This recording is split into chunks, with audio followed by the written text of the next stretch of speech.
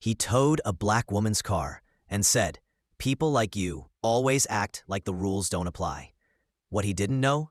She was the federal prosecutor assigned to cross-examine him the very next day. She didn't argue on the sidewalk. She waited, in court, on record, with the law on her side. Danielle Pierce, 38, stepped out of the courthouse with confidence. She had just wrapped a deposition on a federal bias case.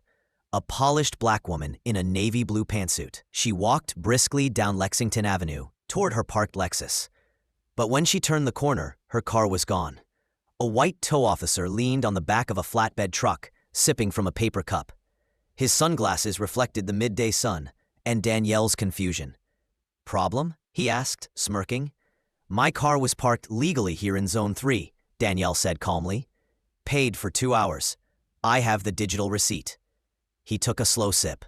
"People like you always think you can park wherever. Fancy car doesn't mean special treatment." Danielle remained composed. "Would you like to see proof?" He waved her off. "Too late. It's gone. You can take it up with the city, if you people know how that works."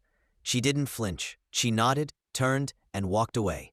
What he didn't know was that Danielle wasn't just a federal employee. She was the lead prosecutor on the oversight case targeting unethical practices by enforcement officers across the city.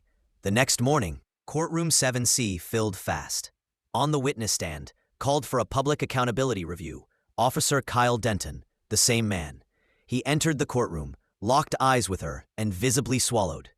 Danielle, seated at the government's table, stood.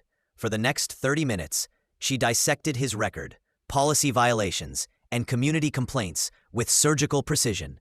Her voice was calm, her questions relentless. She never mentioned her car, but by the time he stepped down, everyone knew. That afternoon, Denton was suspended pending internal investigation. His district was flagged for audit. Danielle retrieved her Lexus that evening and drove home in silence. Some victories aren't tweeted. Some justice doesn't scream. It just writes itself into the record. Real justice doesn't argue in the street. It dismantles in silence. Like, share, and comment. Quiet or loud justice.